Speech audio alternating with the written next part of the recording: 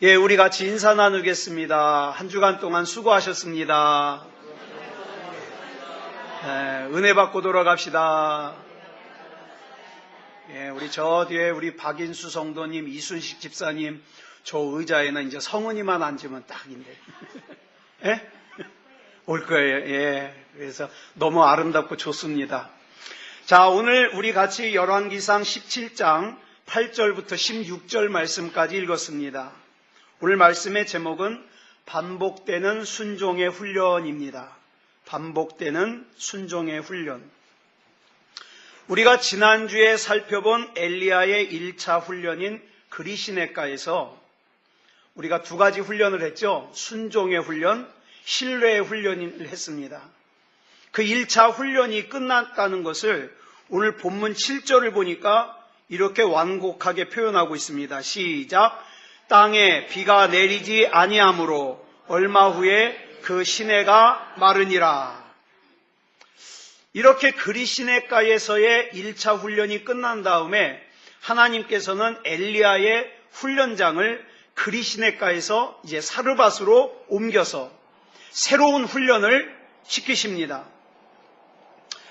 여러분 기억하시나 모르겠는데 우리가 지난주에 이 그리시네가에서 그릿이라는 이름의 뜻이 뭐라 그랬죠? 그릿. 단절이라는 뜻이라 그랬어요. 단절. 그래서 이 그리시네가에서는 뭡니까? 세상의 모든 것을 단절하고 오직 하나님만 바라보고 하나님께만 순종하는 훈련. 하나님만을 신뢰하는 훈련. 이 훈련을 하는 곳이 그리시네가라고 했습니다. 오늘 본문을 보면 성경이 굳이 또 이 훈련장 이름을 알려줘요. 사르밧. 이 사르밧이라는 이 지명의 뜻도 있습니다. 도관이라는 뜻인데 이 사전에서 도관이라는 단어의 뜻을 찾아보니까 두 가지 뜻이 있어요. 하나는 쇠붙이를 녹이는 그릇. 이걸 도관이라 그래요. 또 다른 하나는 흥분이나 감격으로 들끓는 상태를 비유적으로 표현하는 말. 그래서 뭐라 그래요? 흥분의 도가니, 감동의 도가니 이렇게 표현하잖아요. 그런데 오늘 본문에서 엘리야가 훈련받아야 되는 이 사르밧의 뜻은 이 중에 첫 번째 뜻이에요. 쇠붙이를 녹이는 그릇. 아무리 단단한 쇠라도 이 도가니 속에 들어가면 다 녹습니다. 아마도 이 당시의 사르밧에는 쇠를 녹여서 연장을 만들고 무기를 만드는 그런 제철 공장이 있었던 것 같아요. 그래서 이곳을 사르밧이라고, 도관이라고, 용광로라고 이름을 지은 거예요. 이 용광로에서 쇠를 녹여서 재련하듯이 하나님께서는 사르밧에서 엘리야의 성품을 녹이시고 엘리야의 이기적인 마음을 녹이시고 또 그 녹인 마음을 새로운 인격으로 만들어서 더 믿음을 단단하게 그 만드는 과정이 바로 이 하나님의 훈련장이 이 사르밧입니다. 하나님께서는 이 사르밧으로 엘리야를 옮기셨습니다. 그런데 옮기시기 전에 먼저 본문 8절로 9절을 보니까 하나님의 말씀이 먼저 엘리야에게 임합니다. 우리 같이 읽겠습니다. 시작. 여호와의 말씀이 엘리야에게 임하여 이르시되 너는 일어나 시돈에 속한 사르밧으로 가서 거기 머물라. 내가 그곳 과부에게 명령하여 내게 음식을 주게 하였느니라. 여러분 우리가 성경을 읽을 때 역사서를 읽을 때 그 역사서를 잘 읽을 수 있는 방법이 뭐냐면 내가 그 인물이 돼보는 거예요. 내가 그 인물이 돼가지고 성경을 읽는 겁니다. 그래서 오늘 이 열왕기상도 역사서인데 이 열왕기상을 잘 보려면 내가 본문에 나오는 엘리야가 되어보는 거예요. 엘리야가. 과연 지금 본문의 엘리야의 심정은 어떨까? 그리시네가에서 그 고생을 했는데 하나님께서 이번에는 시돈 땅으로 가래요. 그 엘리야의 마음이 어떨까요? 만약에 제가 엘리야라면 저는 첫 번째 질문이 있어요. 뭐냐? 하나님, 왜 하필이면 시돈 땅입니까? 네? 우리 이스라엘에도 도시가 많은데 왜 하필 시돈 땅이에요? 질문할 거예요. 여러분, 이 시돈 땅은요, 이 당시 이스라엘과 적대 관계에 있는 곳이에요. 적대 관계. 그뿐만 아니라 엘리야가 지금 싸우고 있는 우상인 누구요? 바알신. 이 바알신의 원산지, 바알신의 고향이 어디냐? 시돈입니다. 또 이스라엘을 지금같이 영적으로 부패한 나라로 만드는데 앞장섰던 아하방의 왕비인 이세벨이 어디 출신이냐? 이 시돈 출신이에요. 자, 열왕기상 16장 31절 보겠습니다. 시작. 느밧의 아들 여로보암의 죄를 따라 행하는 것을 오히려 가볍게 여기며 시돈 사람의 왕 엣바알의 딸 이세벨을 아내로 삼고 가서 바알을 섬겨 예배하고. 누가? 아합이. 아합 왕이 왕비로 삼은 여인이 이세벨이에요. 이세벨 때문에 이스라엘이 영적으로 타락하게 되었는데, 이 당시에 대표적인 우상인 바알을 어디서 가지고 왔느냐? 바로 이세벨의 고향인 시돈에서 가지고 왔어요. 그럼 이세벨의 아버지는 어떤 사람이냐? 원래는 제사장이에요. 바알 신을 섬기는 제사장이었는데 반란을 일으켜가지고 왕이 됐어요. 두로와 시돈의 왕이 됐어요. 그래서 이 이세벨의 아버지의 이름이 엣바알인데, 엣바알이라는 이름의 뜻이 뭐냐면 바알이 여기 있다 이 말이에요. 바알이 여기 있다. 그리고 그의 딸이 이세벨인데, 이세벨이라는 이름의 뜻은 뭐냐? 바알이여 어디 계시옵니까? 그 뜻이에요. 그러니까 쉽게 말해서 이세벨 그러니까 엣바알 그러고 대답하는 거예요. 바알이 어디 계십니까? 바알이 여기 있다 대답하는 거예요. 이 이름의 뜻만 봐도 이들이 얼마나 극성스럽게 바알을 섬기는 사람인가 알 수 있어요. 문제는 그런 여자를 왕비로 받아들인 거예요. 누가? 아합이. 지금 하나님께서 엘리야에게 그리시네가에서 떠나 사르밧으로 가라고 하시는 명령의 의미를 아시겠습니까? 지금 하나님께서는 엘리야를 적의 심장으로 보내는 거예요. 게다가 또 한 가지 제가 질문을 한다면, 저 100번 양보해서 적의 심장 부인 시돈으로 가라 그랬으면 가겠습니다. 그러면 기왕에 보내려면 잘 사는 집으로 보내야지. 어디로 가라 그래요? 과부집으로 가래요. 요즘에는 이런 말 있잖아요. 남자가 혼자 살면 뭐가 서말? 이가 서말. 여자가 혼자 살면 뭐가 서말? 쌀이 서말. 그러니까 여자는요, 혼자 살아도 어떻게든지 살아요. 남자는 혼자 살면 냄새만 풍풍 나고, 그죠? 씻지도 않고, 옷도 잘 안 갈아입고, 그래서 남자는 여자가 필요해요. 자, 그런데 이 당시에는 정말 가난한 사람, 불쌍한 사람, 약한 사람을 얘기할 때 꼭 예로 드는 두 종류가 있어요. 그게 누구냐면 과부와 고아. 그러니 얼마나 과부가 힘들겠어요. 그런데 지금 그리시네가가 말라서 다른 곳으로 보내실 것이면 기왕이면 잘 사는 집으로 보내지. 하필이면 과부에게 가서 살으래요. 엘리야는요, 그리시네가에서 자기가 받을 훈련 다 받은 줄 알았어요. 근데 사르밧으로 가서 또 훈련 받으래요. 하나님께서는 이 반복이라고 하는 훈련을 통해서 우리의 인생을 만들어 가십니다. 그러니까 여러분, 이렇게 생각하시면 돼요. 내가 하나님의 말씀에 순종하는 것을 어설프게 순종하잖아요. 그러면 똑같은 훈련 또 시켜요.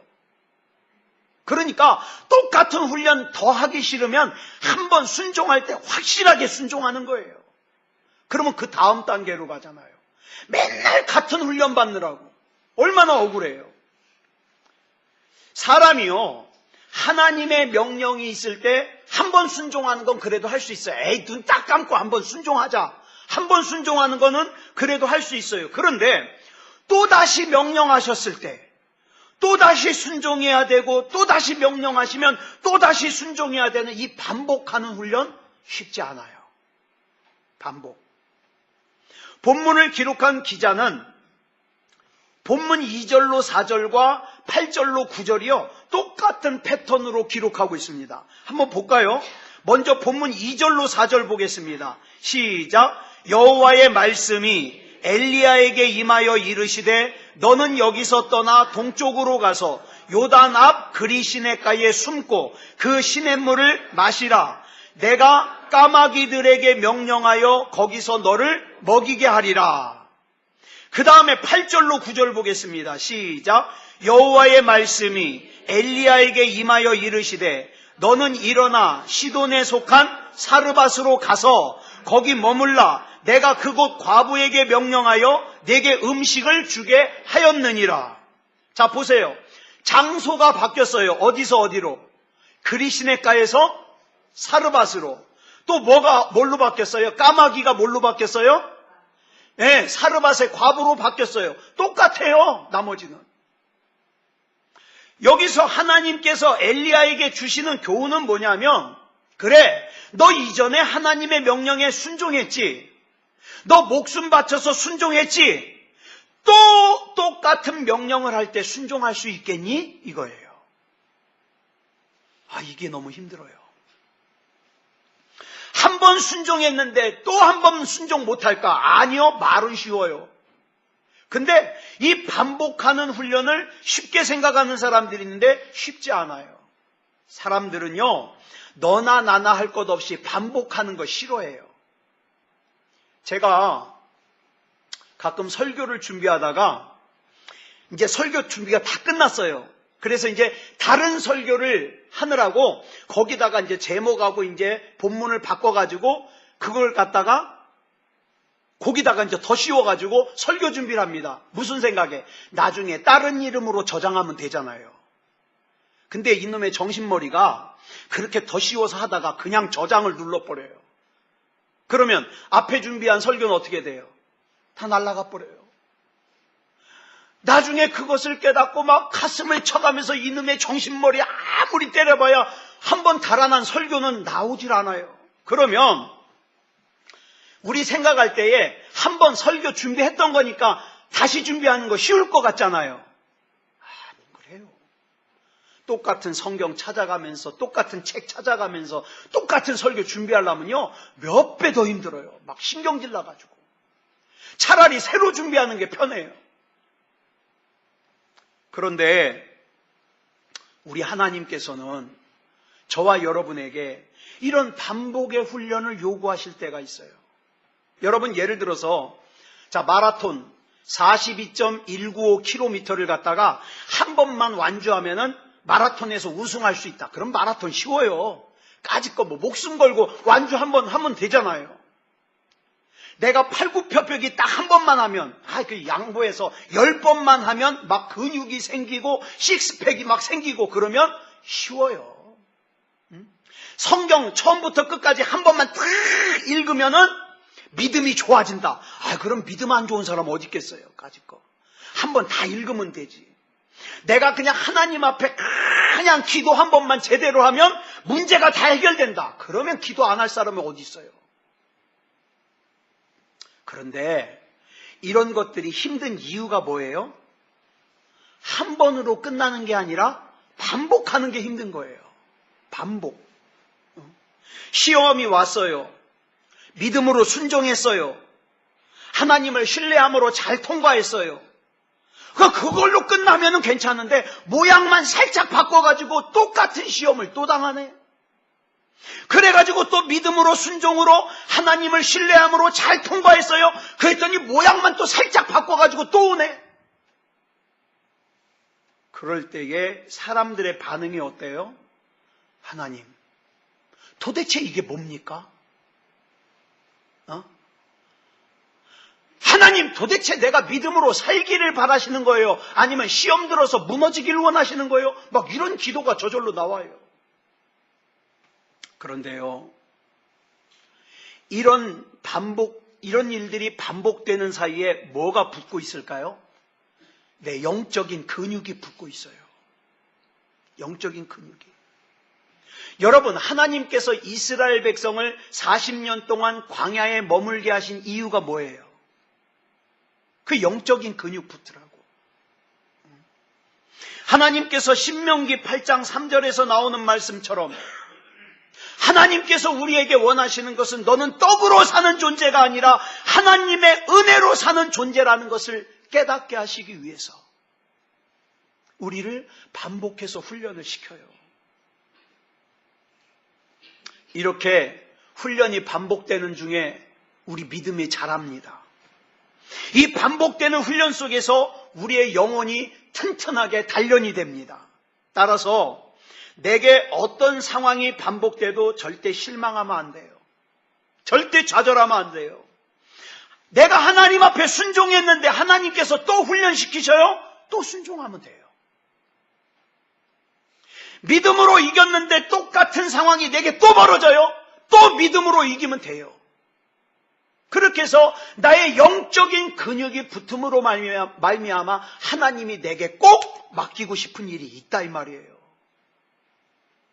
그런데 허구한 날 같은 데서 널브러지니까 그 다음으로 나가질 못해. 그러면 하나님이 꼭 맡기고 싶은 일을 지금 맡길 수가 없잖아요. 왜? 지금 맡기면 못 감당하니까. 하나님께서는 반복되는 그 훈련의 과정 속에서 우리를 영적으로 강하게 만드시는 거예요. 그게 바로 그리시네가에서 이미 하나님이 엘리야를 훈련시키셨어요. 순종의 훈련을 시키고 신뢰의 훈련을 시키셨어요. 그런데 그 엘리야를 다시 사르밧으로 옮겨서 훈련을 시키시는 이유예요. 그래서 엘리야는 그 다음에도 보면은요, 열왕기상 17장 17절 이하에서는 세상에 그 사르밧 그 과부의 아들이 죽어요. 그런 일을 겪어요. 또 열왕기상 18장에서는 갈멜산에서 기도 대결을 해요. 열왕기상 19장에서는 로뎀나무 아래서 탈진해가지고 아이고 하나님 나 그만 죽여주십시오. 나 좀 그만 데려가세요. 그러고 기도하고 있어요. 또 나중에는 어떻습니까? 불말과 불병거를 타고 하늘로 승천해요. 근데 그 과정을 가만히 보면 뭐예요? 다 훈련이에요. 훈련. 그 훈련을 잘 감당하고 나니까 불말과 불병거를 타고 죽음을 보지 않고 승천하고 엘리사라고 하는 대단한 제자를 둘 수 있는 거예요. 사랑하는 여러분, 하나님께서 저와 여러분을 잘 아셔요.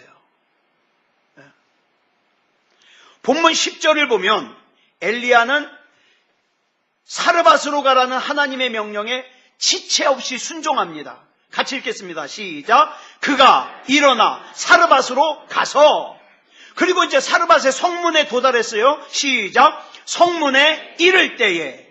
그런데 계속되는 본문을 보니까 마치 사르밧의 성문 앞에 엘리야를 기다리고 있었던 것처럼 성문 주변에서 나뭇가지를 줍고 있는 한 여인을 만나요. 시작. 한 과부가 그곳에서 나뭇가지를 줍는지라. 여러분, 이들의 만남은 노사연의 노래처럼 우연이 아니에요. 이건 하나님의 인도하심이죠.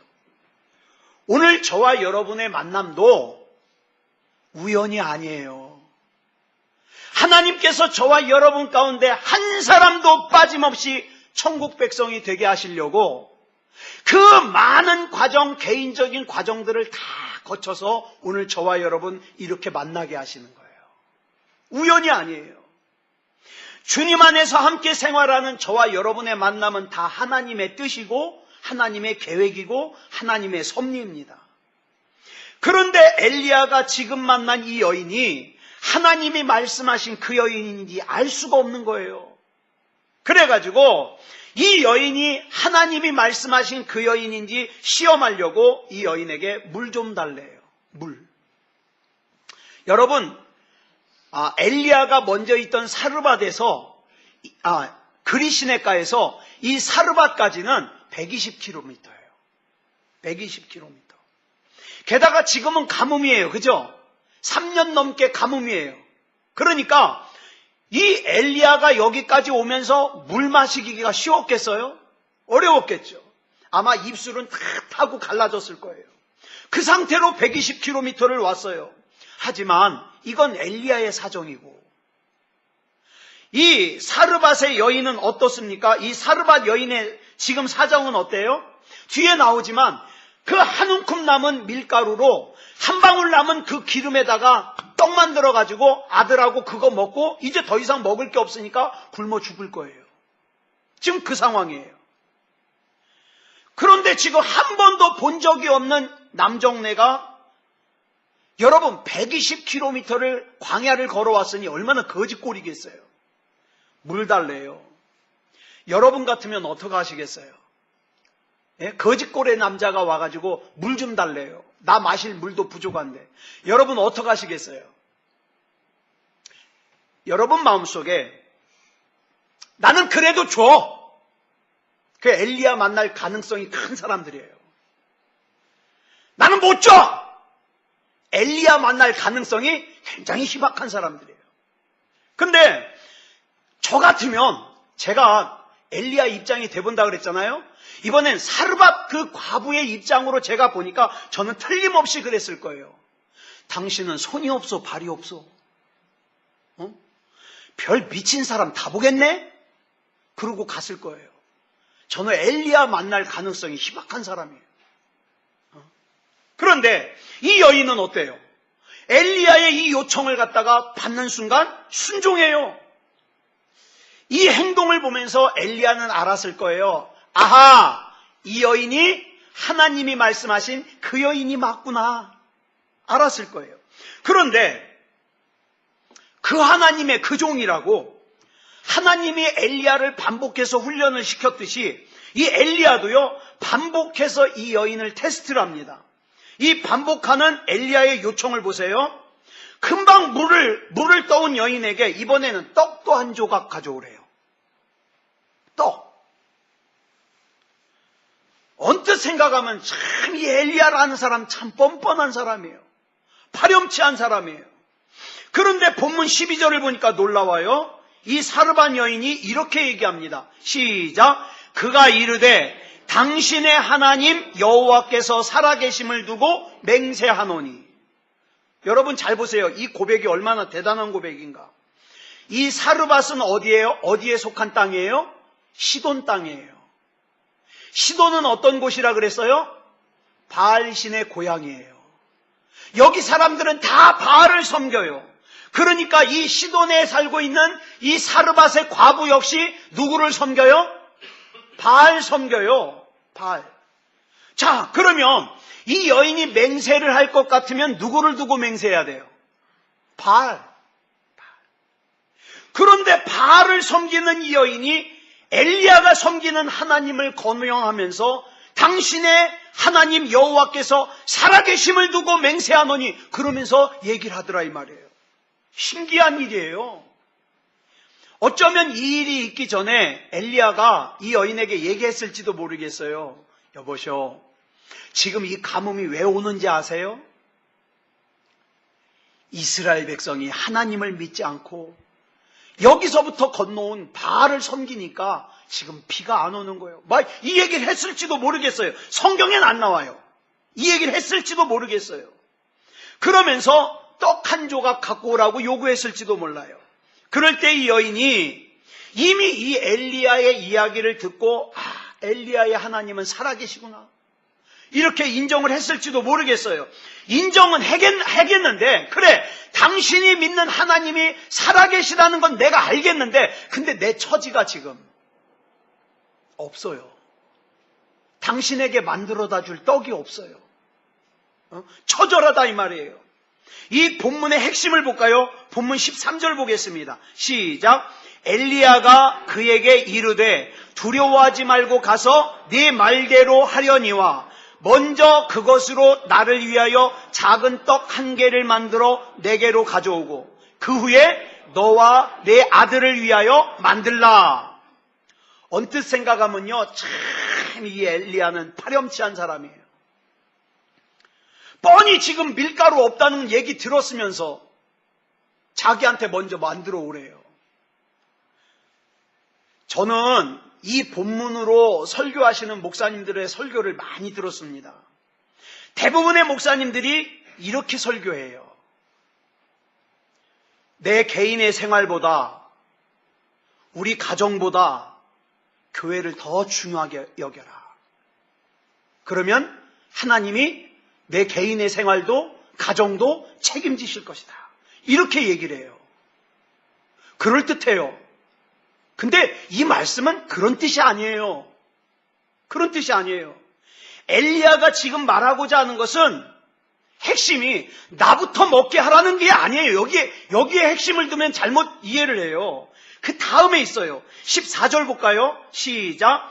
이스라엘의 하나님 여호와의 말씀이 나 여호와가 비를 지면에 내리는 날까지 그 통의 가루가 떨어지지 아니하고 그 병의 기름이 없어지지 아니하리라 하셨느니라. 하나님께서 비를 지면에 내리는 날까지 너의 그 통에 가루가 떨어지지 않고 그 병에 기름이 떨어지지 아니할 거라고 나한테 약속하셨다. 그거 너 믿냐? 이 말이에요. 이 하나님의 약속을 믿느냐는 거예요. 만약에 믿는다면 너의 그 믿음의 징표로 마지막 남은 가루로 떡을 만들어 와라. 믿음의 징표로. 엘리야가 먼저 먹겠다는 뜻이 아니에요. 엘리야의 하나님을 정말 살아계신 하나님으로 네가 믿을 수 있다면 너의 믿음의 증표를 보여봐라.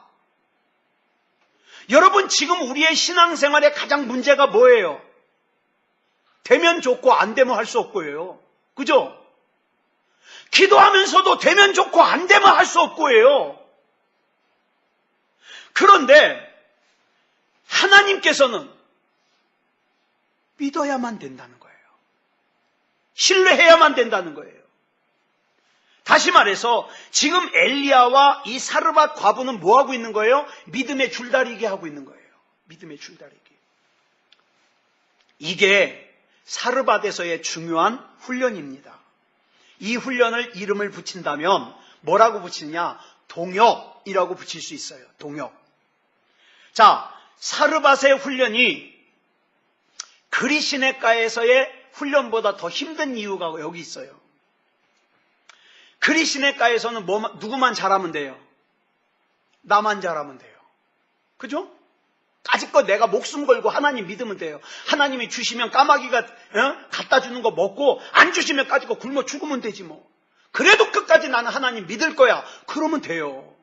문제는 이 사르밧에 와서 보니까 나는 내 믿음이라면 나는 죽어도 좋다고 하나님 믿겠는데 다른 사람 믿음까지 책임져야 되네. 이게 문제예요. 그래가지고 지금 엘리야가 이 사르밧 여인과 줄다리기예요. 너 그래도 하나님 믿을 수 있냐? 너 이래도? 그러면서 줄다리기 하고 있어요. 엘리야는 이미 하나님 믿어요. 여러분 가운데도 그래요. 여러분 가운데 어떤 분은 정말 제가 아는 목회자보다 믿음 좋아요. 이 사람은 정말 자기 인생을 걸고 하나님 믿을 수 있는 사람이라는 거 제가 알겠어요. 문제는 근데 그 사람이 눈물 흘리면서 기도해요. 왜? 자기하고 연결된 사람도 하나님을 그렇게 믿었으면 좋겠으니까. 그렇죠? 나는 하나님을 위해서라면 죽을 수도 있어요. 근데 이 사르밧 여인은 아직 몰라요. 아직 하나님을 잘 모르는 이 사르밧 여인에게 믿음을 세워주고 이 믿음이 더 자라게 하고 마침내는 이 엘리야와 같은 믿음을 가져서 어떤 시험을 당해도 무너지지 않고 꺾이지 않는 그런 믿음을 되게 하기 위해서 이 동역의 훈련이 필요하더라 이 말이에요. 이런 점에서 사르밧의 훈련은 그리시네가의 훈련보다 한 차원 더 높은 거예요. 사랑하는 여러분, 우리는 많지도 않은 식구들을 가지고 있습니다. 그죠? 그런데 정말 소원이 저와 여러분 가운데 한 사람도 믿음이 파손하지 않아서 하나님 앞에 구원받을 만한 믿음이 되어서 우리 하나님께서 이 땅에서 믿음다운 믿음을 찾을 때 저와 여러분의 믿음이 하나님 앞에 발견되기를 소원합니다. 네. 그게 힘든 거예요. 왜? 사르반 여인은 자꾸 시험 들거든요. 나랑 같이 가는 사람이 나보다 믿음이 좋은 사람이면 괜찮아요. 그런데 나보다 믿음이 약한 사람이라면 그 사람의 믿음도 관리해줘야 되고 세워줘야 되고 동역해줘야 되는데 그게 너무 힘들어요. 믿음이 약한 사람은 자꾸만 달라고만 해요. 자기 챙겨달래요. 자기 관심 가져달래요. 그거 안 하면 시험 들어요. 여러분, 이것은 목사와 성도와의 관계도 마찬가지고 부부 간의 관계도 마찬가지고 부모 자식 간의 관계도 마찬가지예요. 신앙은 하나님께서 저와 여러분에게 요구하는 믿음은 절대 나 혼자 하나님 잘 믿는 것으로 그치지 않습니다. 하나님은 저와 여러분에게 내 가족의 믿음도 요구하십니다. 내 친구의 믿음도 요구하십니다. 이 과정에서 우리에게 필요한 게 뭐예요? 그게 희생이고 헌신이에요. 예수 믿는 사람이 바보라서 허허 웃는 거 아니에요. 진짜 바보는 그런 예수 믿는 사람 보면서 바보라고 하는 사람이 진짜 바보예요. 예수 믿는 사람은 왜 웃어요? 너 때문에 웃어요. 너 시험 들지 말고 같이 인정받는 믿음 되자고 그래서 웃는 거예요. 근데 그것도 모르고 예수 믿는 사람이 웃으면 바보래. 속도 없대. 속도 없는 게 아니에요. 너 때문에 그래. 너 때문에. 예? 너 정신 차리라고. 너 믿음 가지라고. 자, 그래서 끝으로 우리가 여기서 한 가지 더 놀라운 게 있어요. 본문 15절로 16절 보겠습니다. 시작. 그가 가서 엘리야의 말대로 하였더니 그와 엘리야와 그의 식구가 여러 날 먹었으나 여호와께서 엘리야를 통하여 하신 말씀같이 통에 가루가 떨어지지 아니하고 병에 기름이 없어지지 아니하니라. 자, 여기서 보통 사람들은 무슨 말씀을 좋아하느냐? 이거 좋아해요. 여호와께서 엘리야를 통해서 하신 말씀같이 통에 가루가 떨어지지 아니하고 병에 기름이 없어지지 아니하니라. 아멘, 믿습니다. 뭐 이거 좋아해요. 아주 차원이 수준이 낮은 사람이에요. 진짜 중요한 말씀은 뭐예요? 이거예요. 다시 읽겠습니다. 시작. 그가 가서 엘리야의 말대로 하였더니 자신의 마지막 식량을 하나님의 살아계심을 믿고 말씀대로 드리는 사르밧 여인.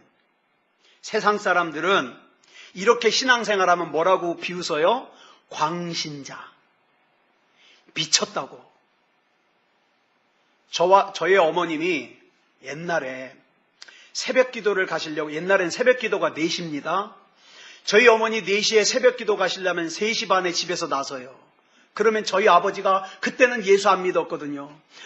막 잠들만 하는데 저희 어머님이 우리는 단칸방이니까 부시덕 새벽 기도 가느라고 옷 입으면 저희 아버지는 베개가 나무로 만든 베개예요. 목침을 갖다가 집어 던지면서 미치려면 곱게 미쳐! 그래요. 저희 어머님은 아무 말씀도 안 하시고 그 목침을 얻어맞고 교회 가십니다. 한겨울에 그러고 교회 가시잖아요. 그러면 아버지는 승질이 나가지고 문을 걸어 잠궈버려요. 그러면 저희 어머님은 새벽 기도를 갔다 오셔가지고 문 열어달라고도 못하고 밖에서 오돌오돌 서 있어요. 우리가 열어줄 때까지. 그러면 저는 어려가지고 어머니는 밖에서 얼어 죽게 생겼는데 내가 지금 잠이 와요? 그래가지고 슬그머니 일어나서 엄마 문 열어주려고 그러면 아버지가 그래요. 너 문 열어주려면 너도 나가! 그러면 나는 춥기 싫어서 가만히 있어요. 그랬어요. 네. 여러분, 이런 신앙생활하면 세상에서는 광신자라 그래요. 미쳤다 그래요. 근데 하나님은 이걸 뭐로 보셔요? 순종으로 보셔요. 순종. 정말 하나님이 감동받으실 수 있는 이 믿음, 하나님이 감동받으실 수 있는 이 순종, 저와 여러분이 하나님 앞에 보여야 되지 않겠습니까? 예. 언뜻 생각하면 이거 아주 쉽다고 생각하지만 쉽지 않아요. 내 마지막 식량인데, 그러니까 이 내 마지막 식량에서 마음이 약해지는 거예요. 그래서 하나님이 내 마지막 식량을 요구하면 욕하는 거예요. 무슨 교회가 자꾸 헌금이나 내라 그런다고 욕하는 거예요. 예. 지금 엘리야는 이 사르밧 여인을 통해서 순종의 원리를 보고 있어요. 왜? 엘리야 자신도 그리시네가에서 이 순종의 훈련을 받았거든요. 근데 자기도 그 훈련을 받았으면서 이 사르밧 여인의 순종을 보면서 엘리야가 놀래요. 어쩌면 이렇게 순종할 수 있을까? 놀래요. 엘리야 선지자를 놀라게 한 이 사르밧 여인의 순종을 통해서 우리는 몇 가지 교훈을 받을 수 있어요. 첫째로, 한 사람의 순종은 또 다른 사람의 순종을 낳는다. 엘리야가 순종했더니 또 다른 사람인 사르밧 여인이 순종하는구나. 여러분, 지금 내 옆에 있는 배우자가, 내 자녀가 또는 내 부모가 아직 신앙생활 제대로 하고 있지 않다면 너무 힘들어하지 말고요. 뭐 하면 돼요? 내가 잘 믿으면 돼요. 일단 내가 하나님 앞에서 신앙생활 잘하면 그 믿음이 내 옆에 있는 사랑하는 사람에게 영향을 미쳐요. 예. 그래서 순종은 또 다른 순종을 낳게 된다. 두 번째로는 단순한 순종이 위대한 역사를 이룬다. 사르밧 여인이 자기 생명을 걸고 하나님의 말씀에 순종했을 때 그 근거는 엘리야의 말 한마디였어요. 그래서 본문 15절에서 그가 가서 엘리야의 말대로 하였더니 라고 기록하고 있는 거예요. 순종은 단순한 거예요. 증거가 있어서 내 손에 잡히고 내 눈에 보이고 내 귀에 들리는 증거가 있어서 순종하는 게 아니라 하나님의 말씀이 있으니까 순종하는 거예요. 하나님께서 말씀하셨기 때문에, 때로는 내 옆에 있는 사람을 통해서 말씀하셨기 때문에 이것이 하나님의 말씀이라는 확신이 있으니까 순종하는 거예요. 특별히 사르밧 여인의 순종은 희생을 담은 순종이에요. 이렇게 볼 때 참된 순종은 귀한 헌신을 요구한다는 걸 우리가 알 수 있죠. 자, 생각해 보세요. 이 사르밧 여인이 드린 떡 한 조각은 그저 한 끼도 해결하지 못할 작은 양이지만 이 사르밧 여인과 그 아들에게는 뭐예요? 생명이에요. 그죠? 생명. 마지막 식량. 근데 그 마지막 생명을 하나님께 드려서 위대한 역사를 이루었다. 사랑하는 여러분, 저와 여러분이 시간 될 때만 예배를 드린다, 온전한 예배가 아니에요. 아무런 준비도 없이 나와서 예배를 드린다, 예배 아니에요. 없는 시간이지만, 없는 형편이지만 하나님께 드리는 예배가 진짜 예배예요. 사랑하는 여러분, 하나님께서 지금 저와 여러분에게 주시려고 정말 하나님의 귀한 것 준비하고 계세요. 근데 큰 것을 맡으려면 큰 훈련을 해야 돼요. 작은 것 맡으려면 그냥 작은 훈련하면 돼요.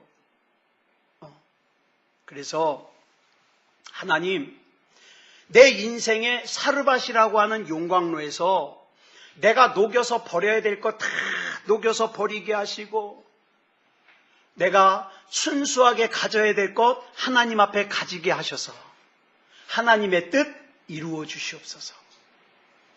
누가 이렇게 기도하시겠습니까? 자, 우리 반주 준비해 주시고요.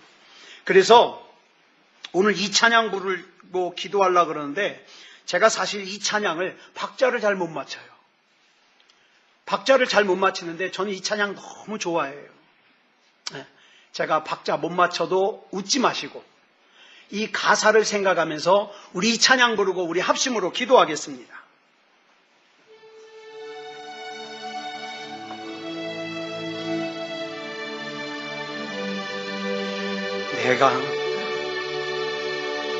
내가 걷는 이 길이 혹 굽어도는 수가 있어도 내 심장이 울렁이고 가슴 아파도 내 마음 속으로 여전히 기뻐하는 까닭은 하나님은 실수하지 않으심이세.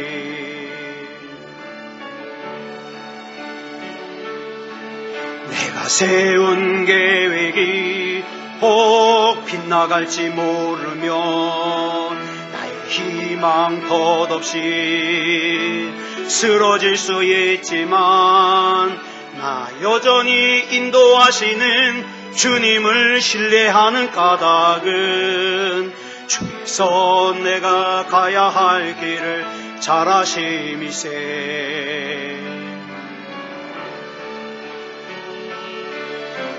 어두운 밤 어둠이 깊어 날이 다시는 밝지 않을 것 같아 보여도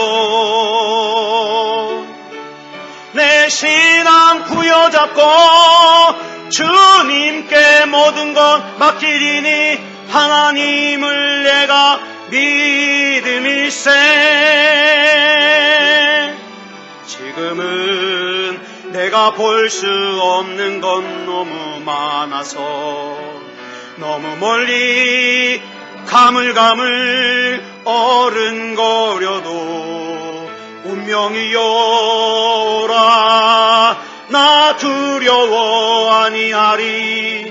만사를 주님께 내어 맡기리. 차츰차츰 안개는 걷히고 하나님 지으신 빛이 뚜렷이 보이리라. 가는 길이 온통 안 보여도 하나님은 실수하지 않으신다네. 차츰 안개는 걷히고 하나님 지으신 빛이 뚜렷이 보이리라.